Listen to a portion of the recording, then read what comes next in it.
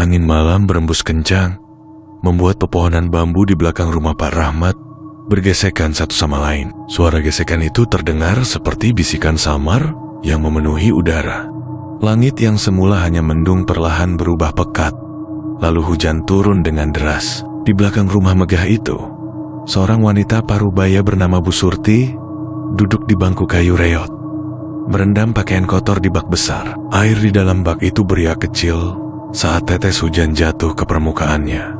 Sudah bertahun-tahun Bu Surti bekerja sebagai buruh cuci di rumah Pak Rahmat. Ia menerima upah kecil, cukup untuk menyekolahkan anak sematawayangnya yang bernama Fadhil di pesantren Gontor.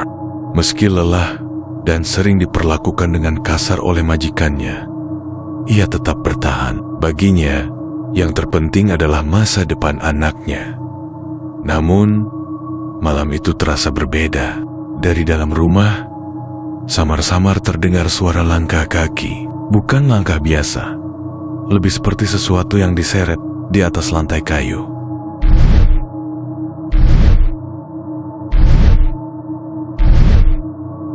Bu Surti berhenti mencuci. Ia menoleh ke arah rumah, tetapi semua tampak normal. Mungkin hanya tikus, gumamnya, yang berusaha mengabaikan perasaan tak nyaman yang merayap di tubuhnya. Namun, saat ia kembali mencelupkan tangannya ke dalam air, sesuatu yang dingin menyentuh jemarinya. Ia terkejut dan menarik tangannya cepat. Air di dalam bak kini berubah keruh. Bau anyir menyeruak dari dalamnya. Bu Surti menelan ludah. Dengan tangan gemetar, ia menyorotkan lampu minyak ke dalam bak. Matanya membelalak dan terkejut. Di dasar bak, tampak seuntai rambut panjang mengambang.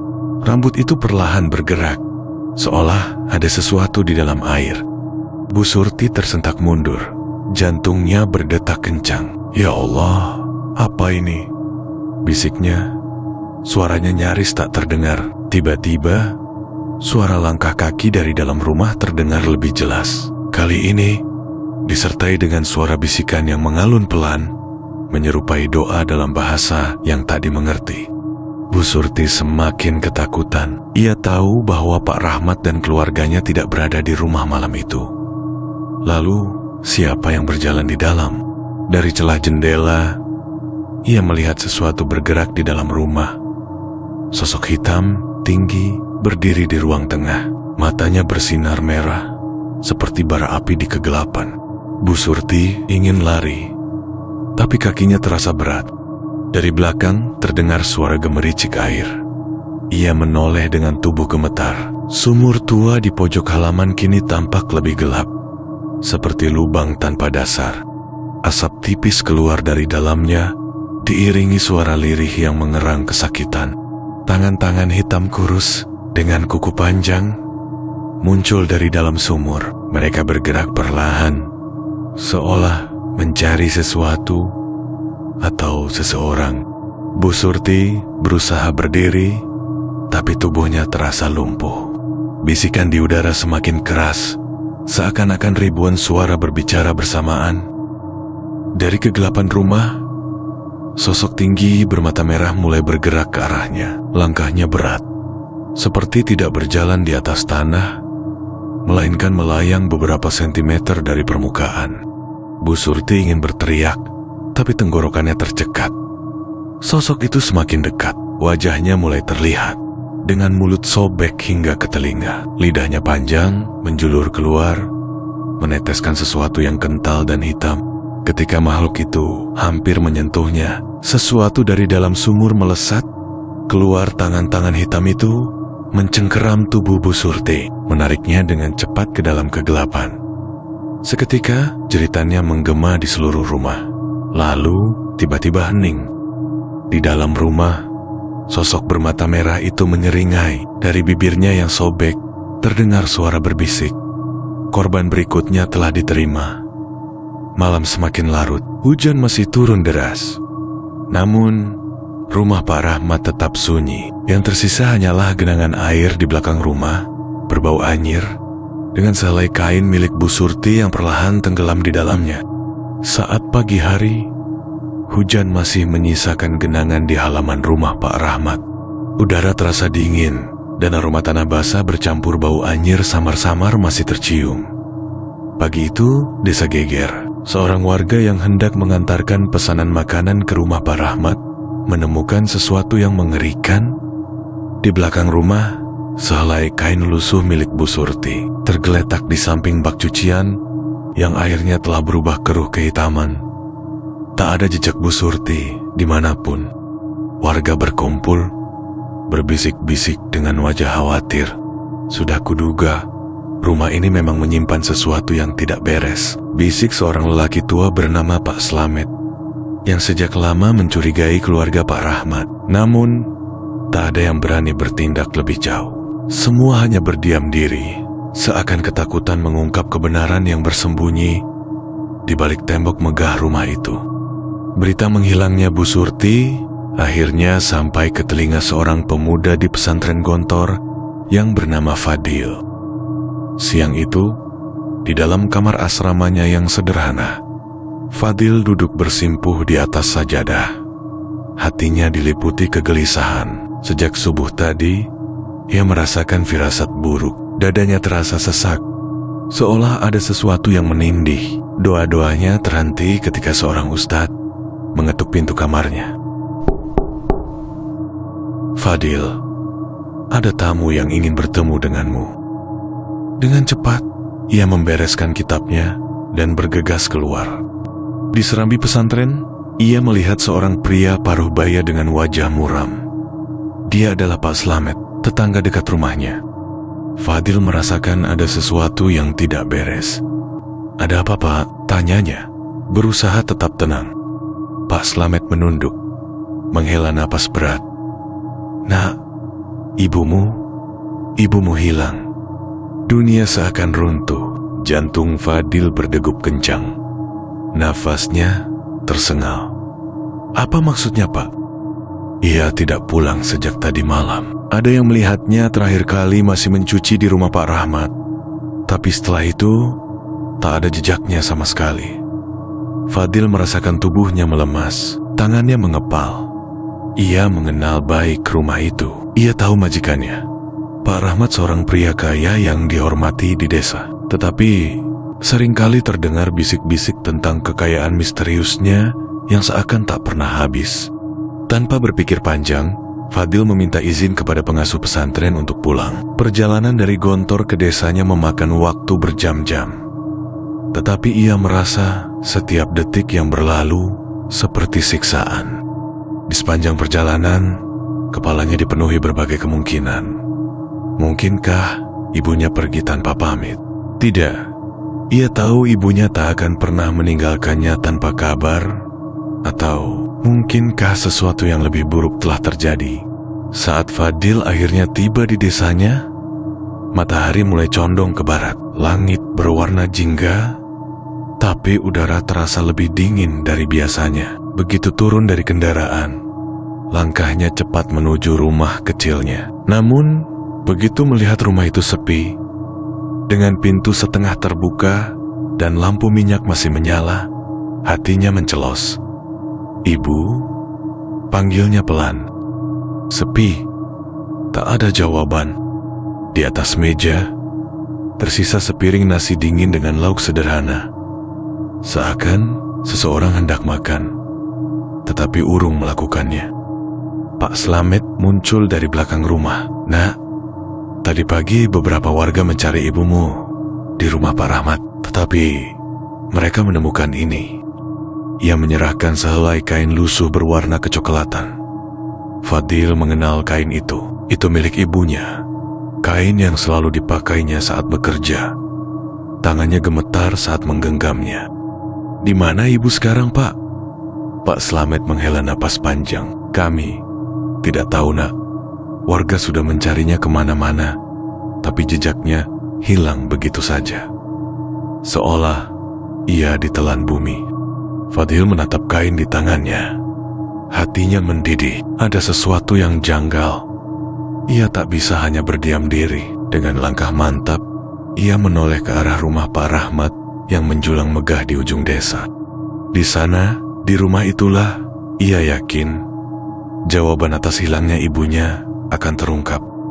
Matahari semakin meredup, menyisakan cahaya jingga yang perlahan ditelan kegelapan. Fadil berdiri di ujung jalan kecil yang menuju ke rumah megah milik Pak Rahmat. Hawa di sekitar rumah itu terasa lebih dingin dibandingkan tempat lain di desa, seolah ada sesuatu yang menyerap kehangatan dari udara. Ia menatap bangunan itu dengan tatapan tajam. Dulu, ketika masih kecil, ia sering bermain di halaman rumah itu bersama anak-anak lain. Namun, semakin ia dewasa, semakin banyak desas-desus yang ia dengar tentang buruh-buruh yang bekerja di sana menghilang, tentang suara-suara aneh yang terdengar dari dalam rumah saat tengah malam. Dan sekarang, ibunya juga hilang di tempat ini. Fadil menghela napas panjang, menggenggam kain lusuh ibunya yang masih ada di tangannya. Langkahnya mantap menuju gerbang rumah, namun sebelum ia bisa mendekat, seseorang menarik tangannya dengan kasar. "Fadil, jangan ke sana!" Ia menoleh. Di hadapannya berdiri seorang gadis sebaya dengannya. Wajahnya pucat dan matanya penuh ketakutan.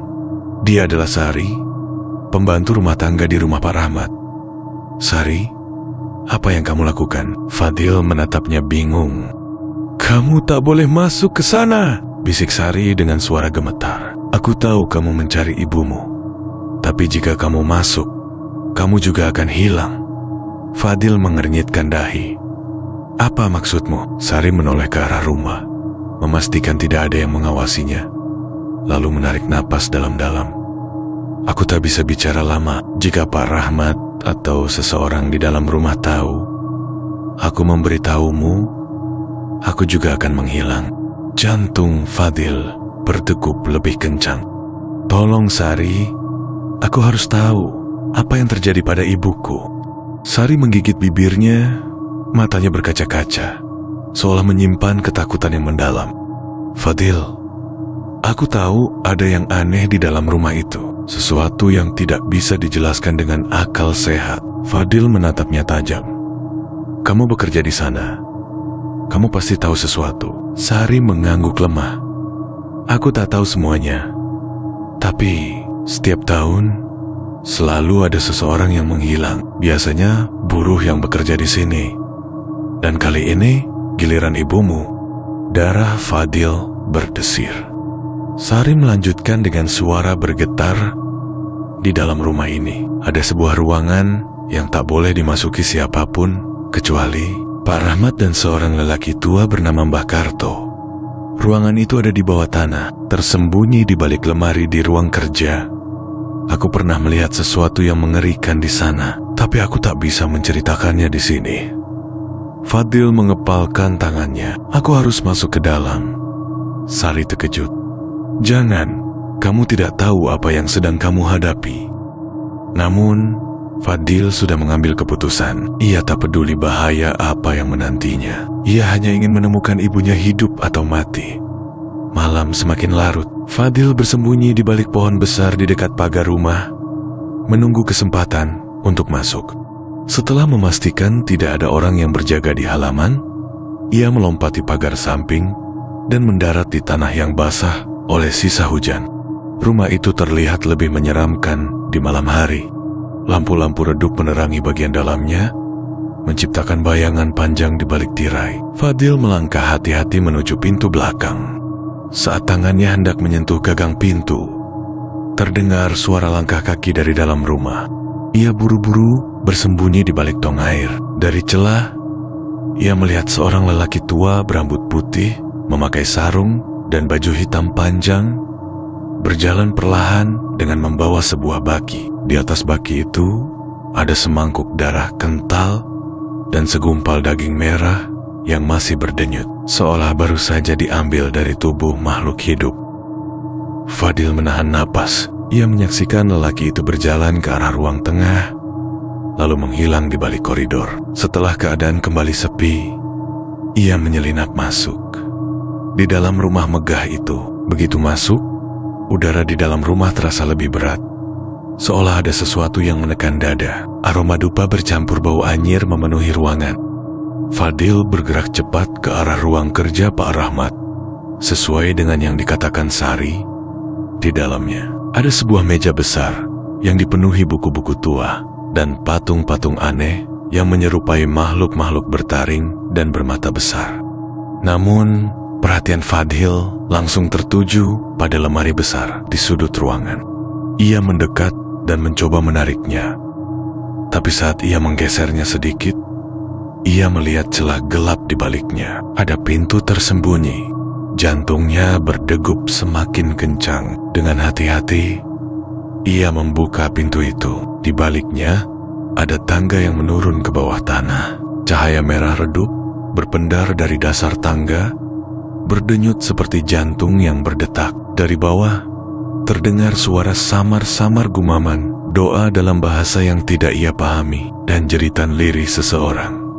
Fadil mengepalkan tangannya. Tanpa ragu, ia melangkah turun, menuju kegelapan yang menyimpan rahasia mengerikan di balik rumah megah itu.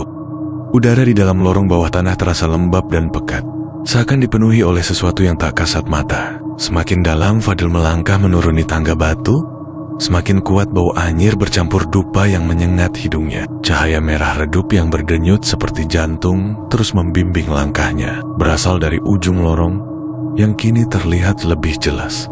Setiap langkah yang diambilnya terasa berat, bukan hanya karena ketakutan yang menyelimutinya, tetapi juga karena hawa di dalam lorong ini terasa menekan, seolah ada kekuatan tak terlihat yang mencoba mengusirnya pergi. Dari kejauhan, suara gumaman terus terdengar. Seiring dengan langkahnya yang semakin mendekat, gumaman itu berubah menjadi bisikan-bisikan mengerikan dalam bahasa yang tidak dimengertinya. Suara-suara itu terdengar seakan berasal dari banyak mulut yang berbicara bersamaan, menggaung di sepanjang dinding lorong sempit ini.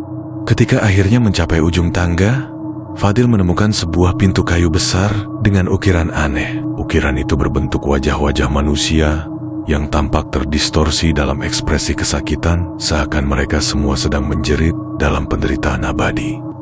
Fadil menelan ludah. Tangannya yang berkeringat menggenggam pegangan pintu, lalu perlahan mendorongnya terbuka.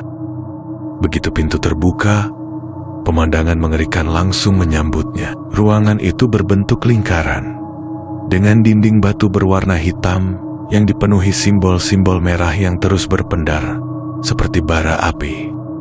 Di tengah ruangan, terdapat sebuah altar besar yang terbuat dari batu hitam mengkilap. Darah segar masih mengalir di permukaannya, menetes perlahan ke lantai yang penuh dengan genangan merah.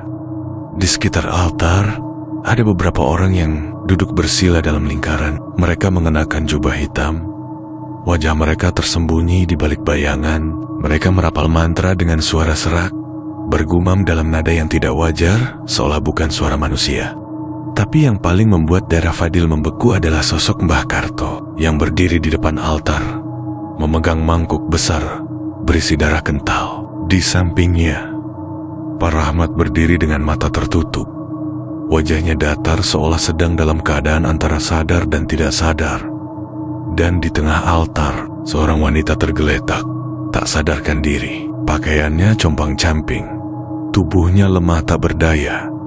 Wajahnya pucat, namun ia mengenalinya. Itu adalah ibunya. Fadil menahan napas. Darah Fadil bergejolak. Amarah dan ketakutan beradu di dalam dadanya. "Apa yang kalian lakukan?" Fadil berteriak. Suaranya menggema di ruangan itu. Semua kepala dalam ruangan itu menoleh ke arahnya secara bersamaan. Gerakan mereka kaku dan tidak alami. Suasana hening selama beberapa detik sebelum tiba-tiba Mbah Karto menyeringai, "Nah Fadil, akhirnya kamu datang." Fadil mengepalkan tangannya. "Lepaskan ibuku. Apa yang kalian lakukan padanya?"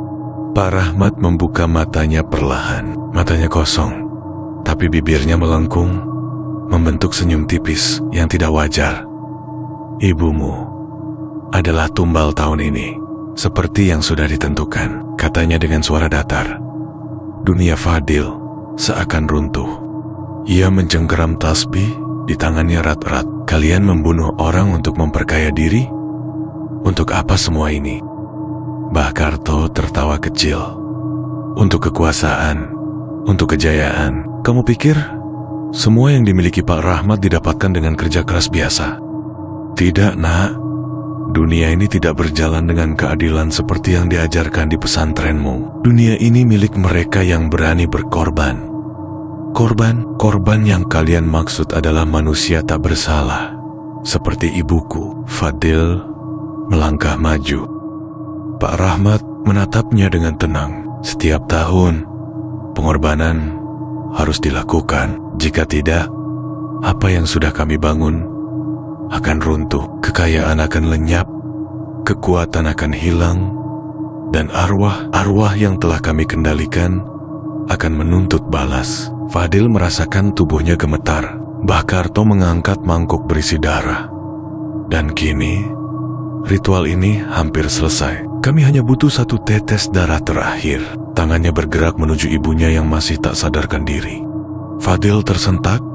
Ia tak bisa membiarkan ini terjadi. Dengan cepat, ia melangkah maju. Namun seketika tubuhnya terasa berat. Kakinya seakan terpaku ke lantai. Dari bayangan di sekitar ruangan, tangan-tangan hitam kurus mulai muncul, menjulur ke arahnya. Bisikan-bisikan gaib semakin keras memenuhi pikirannya, mencoba merasukinya. Tapi Fadil tidak menyerah. Dengan sisa tenaga, ia menggenggam tasbihnya erat dan mulai melantunkan ayat suci. Allahu la ilaha illa huwal hayyul qayyum, la takhujuhu sinatu wa la na'um, lahu ma fis samawati wa ma fil ard, man jallajja yashifa'u indahu illa bi'idhnih, ya'lamu ma baina aydihim wa ma khalfahum, wa la yuhatuna bisyai'in min ilmiha illa bimasya', wasi'a kursiyuhu as-samawati wal ard, wa la ya'uduhu hifdhuhuma, wa huwal 'aliyyul 'azim. Begitu suaranya menggema di ruangan, tangan-tangan hitam itu mulai bergetar, seolah tersiksa. Mantra yang dirapalkan oleh para pemuja di ruangan itu menjadi kacau. Beberapa dari mereka tiba-tiba menjerit kesakitan. Tubuh mereka menghitam sebelum terbakar menjadi abu. Mbah Karto terhuyung mundur. Wajahnya mendadak penuh ketakutan. Tidak mungkin. Kamu tidak bisa menghentikan ini. Fadil tidak berhenti. Ia terus melafalkan ayat demi ayat. Semakin keras, semakin lantang. Ruangan itu mulai bergetar. Cahaya merah yang sebelumnya menyelimuti altar mulai redup, berganti dengan bayangan hitam yang semakin pekat. Pak Rahmat tiba-tiba memegang kepalanya dan menjerit keras, seakan ada sesuatu yang merobek jiwanya dari dalam. Tiba-tiba terdengar suara geraman dalam yang menggema dari balik dinding. Sesuatu yang lebih besar dan lebih mengerikan mulai bergerak dalam bayangan. Ritual itu telah berubah menjadi sesuatu yang jauh lebih mengerikan dari yang dibayangkan. Dan kini Fadil harus menghadapi sesuatu yang lebih besar dari sekadar manusia yang tamak. Sesuatu yang telah lama mengintai dari dalam kegelapan. Ruangan itu bergetar hebat. Cahaya merah yang tadi berpendar di dinding kini menghilang sepenuhnya, digantikan oleh kegelapan pekat yang seolah hidup. Suara gemuruh memenuhi lorong bawah tanah, bercampur dengan jeritan orang-orang yang masih berada di dalam ruangan ritual. Di sudut altar, Mbah Karto terhuyung mundur. Wajahnya penuh ketakutan. Mantranya tak lagi berpengaruh. Pak Rahmat jatuh bersimpuh. Kedua tangannya mencengkeram kepalanya yang terasa seakan hendak pecah. Dan dari balik bayangan yang berputar di langit-langit ruangan, sesuatu mulai muncul. Fadil menggertakkan giginya. Keringat dingin membasahi pelipisnya. Tetapi ia tak gentar. Ia masih terus melantunkan ayat suci. Suaranya bergetar namun tetap tegas. Tiba-tiba terdengar suara jeritan memilukan dari arah altar. Tubuh Pak Rahmat bergetar hebat. Matanya membelalak dengan urat-urat hitam menyebar di wajahnya. Ia menjerit, tetapi bukan lagi dengan suaranya sendiri, melainkan suara lain, suara dalam dan mengerikan yang tidak mungkin berasal dari manusia. Seketika, Tubuh Pak Rahmat terdorong ke belakang, menghantam dinding batu dengan keras. Darah segar menyembur dari mulutnya. Tetapi sebelum tubuhnya bisa jatuh ke lantai, tangan-tangan hitam muncul dari bayangan dan menariknya kembali ke dalam kegelapan. Jeritan Pak Rahmat menggema. Semakin lama semakin jauh, hingga akhirnya hilang sepenuhnya. Fadil terpaku, dadanya naik turun cepat. Ia tahu satu hal, Pak Rahmat telah diambil. Mbah Karto jatuh terduduk, wajahnya pucat pasi. Tidak mungkin. Ini di luar rencana, gumamnya panik. Tiba-tiba, udara di dalam ruangan menjadi lebih dingin, dan dari kegelapan, muncullah sosok yang paling Fadil takuti, tetapi juga yang paling ingin ia temui. Ibunya. Tapi itu bukan lagi Bu Surti yang ia kenal. Tubuhnya melayang beberapa sentimeter di atas lantai, wajahnya tertunduk. Rambut panjangnya menjuntai menutupi sebagian wajahnya. Pakaiannya robek-robek dan masih dipenuhi darah yang mengering. Tangannya kurus. Jari-jarinya panjang dengan kuku yang kini tampak tajam seperti cakar. Namun yang paling mengerikan adalah matanya. Ketika perlahan mengangkat wajahnya, Fadil bisa melihat mata ibunya bukan mata seorang wanita yang penyayang, tetapi mata kosong yang dipenuhi kebencian dan rasa sakit.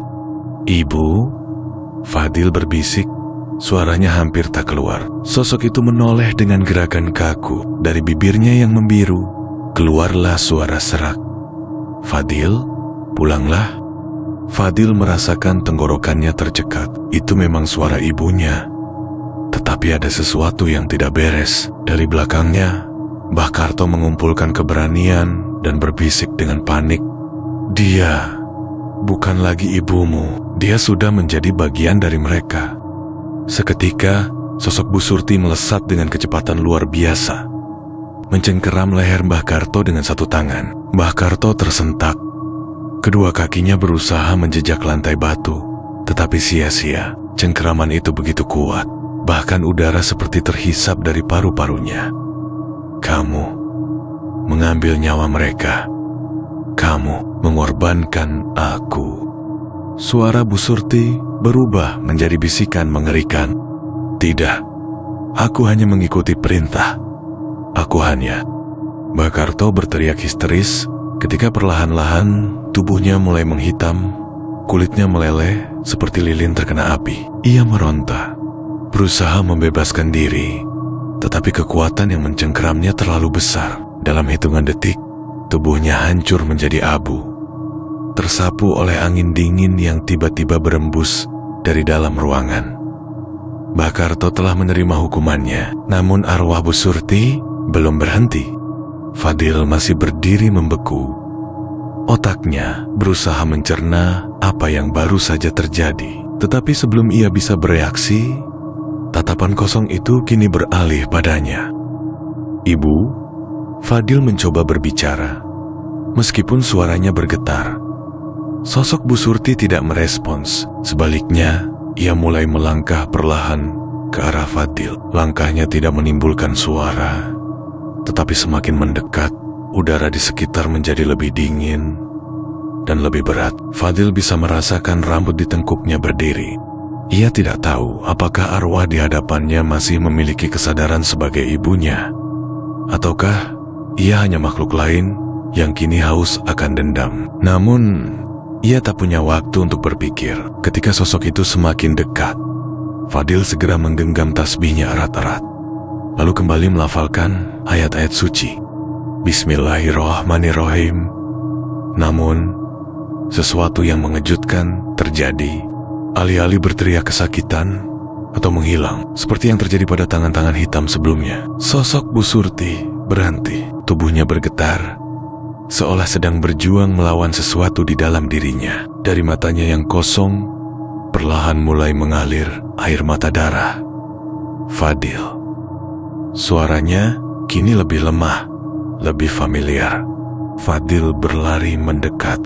Seketika, sebuah suara keras menggema di ruangan. Bayangan gelap yang sebelumnya menyelimuti ruangan mulai berkumpul, melesat ke arah Bu Surti, seolah ingin menariknya kembali ke dalam kegelapan. Fadil tidak tinggal diam. Ia memeluk tubuh ibunya erat-erat. "Ibu bertahanlah, ini aku Fadil." Tapi arwah itu kini tersiksa. Tubuhnya melengkung ke belakang. Jeritan memilukan keluar dari bibirnya. Sementara bayangan hitam terus merangsek masuk ke dalam tubuhnya. Arwah-arwah lain mulai bermunculan dari bayangan mereka yang telah dikorbankan selama bertahun-tahun. Wajah mereka pucat, mata mereka kosong, dan mereka menatap Fadil seolah meminta keadilan. Lalu, mereka berbisik dalam satu suara yang bergema di seluruh ruangan. "Bebaskan kami." Saat itulah, Fadil sadar, ia tidak hanya harus menyelamatkan ibunya, ia harus menghancurkan kejahatan ini sepenuhnya. Dengan sekuat tenaga, ia menarik tasbihnya dan mulai melantunkan doa dengan sepenuh hati. Cahaya mulai bersinar dari tangannya, menerangi ruangan yang selama ini dipenuhi kegelapan, dan perlahan, jeritan-jeritan mulai menggema. Arwah-arwah itu kini mulai bergerak menuju kebebasan. Tapi pertanyaannya adalah, akankah ibunya juga bisa diselamatkan? Ruangan bawah tanah itu bergetar semakin hebat. Bayangan-bayangan hitam yang sebelumnya bergerak liar kini berpusat di sekitar tubuh Bu Surti, mencoba menariknya kembali ke dalam kegelapan. Jeritannya menggema di seluruh ruangan, bercampur dengan suara bisikan para arwah yang meminta kebebasan. Fadil tetap memeluk tubuh ibunya erat-erat. Ia bisa merasakan tubuhnya gemetar hebat, dingin seperti es. Air mata darah masih mengalir dari mata ibunya. Tetapi di antara penderitaan itu, wajahnya mulai menampilkan sesuatu yang tak pernah ia lihat sejak pertama kali arwah itu muncul kesadaran. "Fadil." Suara ibunya bergetar. Suaranya tak lagi hanya milik arwah penuh dendam, tetapi suara seorang ibu yang mengenali anaknya. "Ibu bertahanlah, aku akan mengeluarkanmu dari sini," seru Fadil dengan suara bergetar. Tapi bayangan hitam itu semakin kuat, seakan tak ingin melepaskan mangsanya. Kegelapan berusaha menarik Bu Surti lebih dalam. Tubuhnya terangkat dari lantai, melayang dengan tangan-tangan hitam, mencengkeram setiap inci tubuhnya. Sementara itu, arwah-arwah lain mulai bangkit satu persatu dari sudut-sudut ruangan. Wajah mereka yang dahulu penuh kesakitan, kini berubah menjadi sesuatu yang lebih tenang. "Kami akan membantumu." Fadil tersentak. Ia bisa melihat satu persatu arwah yang sebelumnya menjadi korban. Beberapa di antaranya adalah orang-orang yang ia kenali dari desanya. Mereka melangkah maju, menembus kegelapan dan mulai menarik tangan-tangan hitam yang berusaha mempertahankan kekuatannya. Salah satu arwah, seorang wanita tua yang pernah bekerja di rumah Pak Rahmat sebelum menghilang bertahun-tahun lalu, menatap Fadil dengan sorot mata penuh harapan. "Kamu harus menyelesaikan ini selamanya." Fadil menggenggam tasbihnya lebih erat. Ia tahu apa yang harus dilakukan. Dengan suara lantang, ia mulai membaca ayat suci kembali. Cahaya mulai berpendar dari tubuhnya, membentuk lingkaran di lantai batu yang sebelumnya penuh dengan darah. Mantra-mantra yang dahulu dirapalkan oleh Mbah Karto dan Pak Rahmat kini berbalik menyerang mereka sendiri. Sisa-sisa energi gelap yang masih melekat di ruangan mulai menguap seperti kabut yang terbakar oleh sinar matahari. Tiba-tiba terdengar suara pekikan melengking yang berasal dari kegelapan. Makhluk yang selama ini mengendalikan ritual itu, sumber dari semua kejahatan, tidak terima dihancurkan. Dari tengah ruangan, bayangan itu mulai berkumpul, membentuk sosok besar yang samar-samar menyerupai manusia, tetapi dengan wajah yang terdistorsi seperti daging yang meleleh. Matanya merah menyala dan mulutnya bergerak-gerak seperti berbicara, tetapi tak ada suara yang keluar, hanya raungan kebencian. "Kalian tak bisa menghancurkanku. Aku telah ada sebelum kalian lahir, dan aku akan tetap ada." Fadil menatap makhluk itu tanpa gentar. "Kamu hanya bisa bertahan dengan pengorbanan orang-orang tak bersalah." Tapi Sekerong, mereka tidak lagi takut padamu. Arwah-arwah yang kini bangkit mulai melangkah ke depan, satu persatu, menghadap makhluk itu dengan tatapan tegas. Mereka yang dulunya menjadi korban, kini bersatu untuk melawan kekuatan yang telah menahan mereka selama ini. Dan untuk pertama kalinya, makhluk itu tampak gentar. Ia bergerak mundur, bayangannya bergetar, seakan mulai kehilangan bentuknya. Fadil tak membuang waktu. Dengan segenap kekuatan yang tersisa, ia mengangkat tangan dan mengerahkan seluruh energi yang ia miliki ke dalam satu seruan terakhir. Allahu Akbar. Cahaya putih menyala begitu terang hingga memenuhi seluruh ruangan, menyelimuti arwah-arwah yang kini bergerak maju bersama Fadil. Cahaya itu membakar setiap inci kegelapan, merobek bayangan yang selama ini menguasai tempat itu.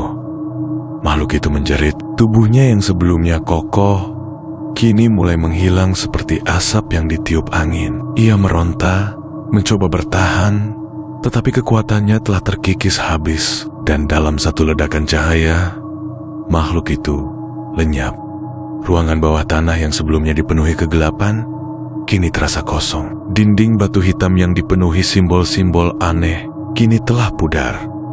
Genangan darah di lantai telah mengering. Fadil jatuh berlutut, tubuhnya kelelahan, napasnya tersengal. Ia menatap sekeliling, melihat arwah-arwah yang kini berdiri dengan ekspresi damai. Satu persatu, mereka mulai menghilang, seperti kabut yang terbawa angin. Termasuk Bu Surti. Fadil tersentak. Ia menatap ibunya yang berdiri di depannya.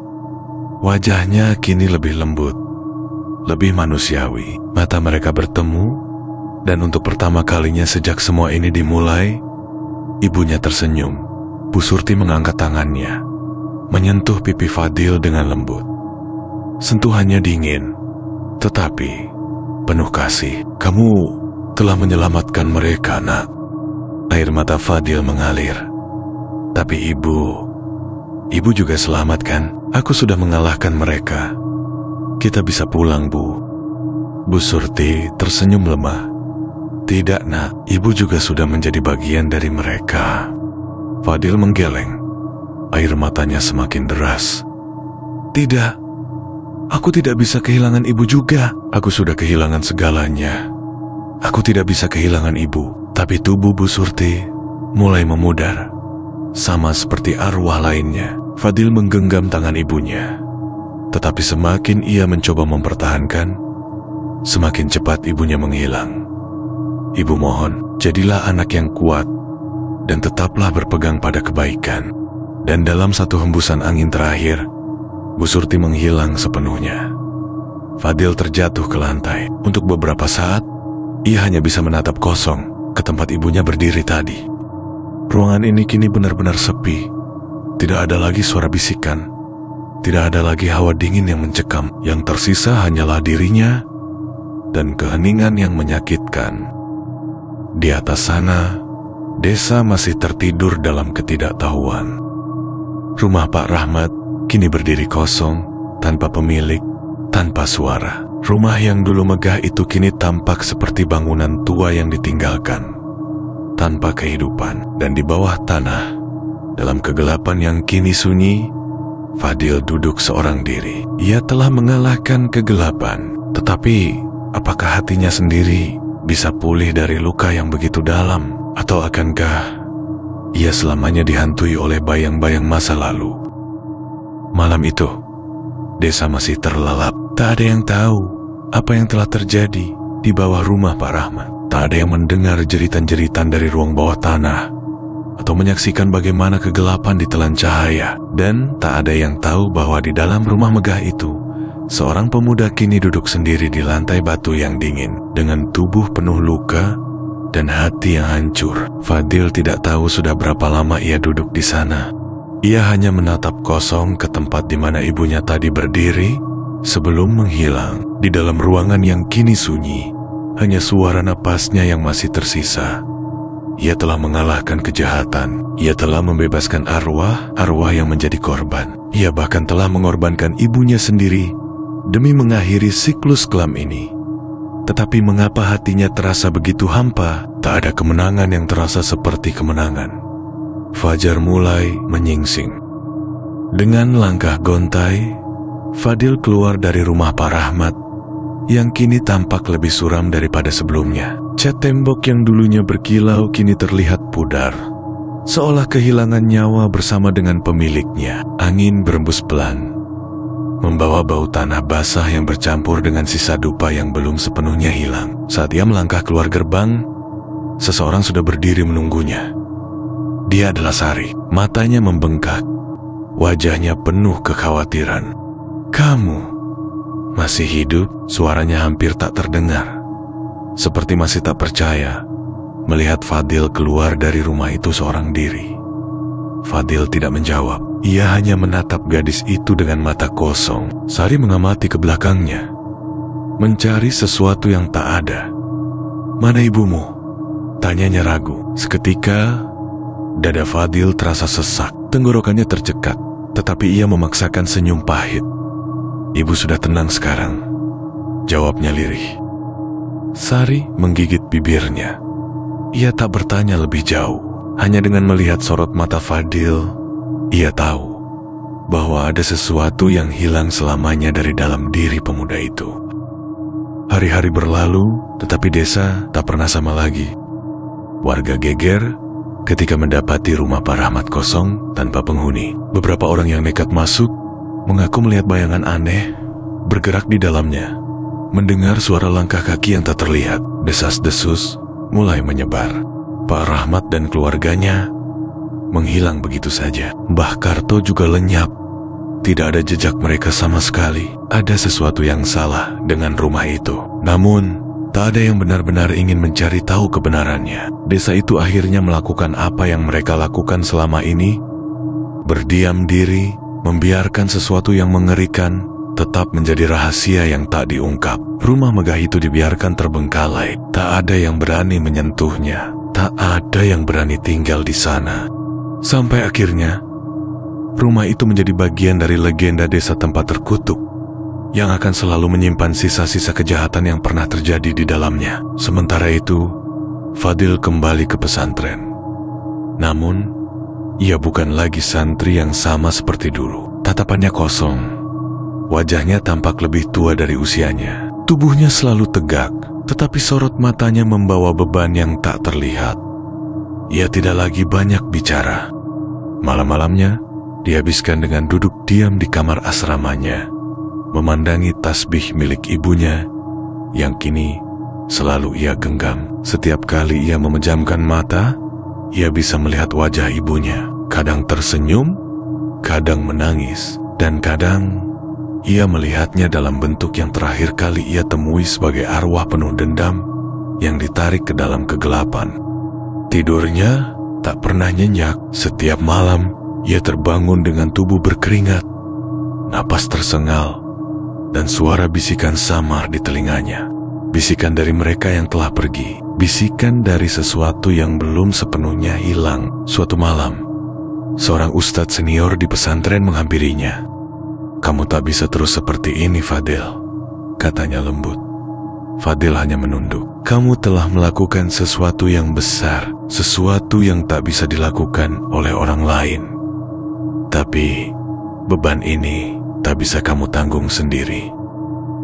Fadil mengangkat wajahnya. "Lalu, apa yang harus saya lakukan, Ustadz?"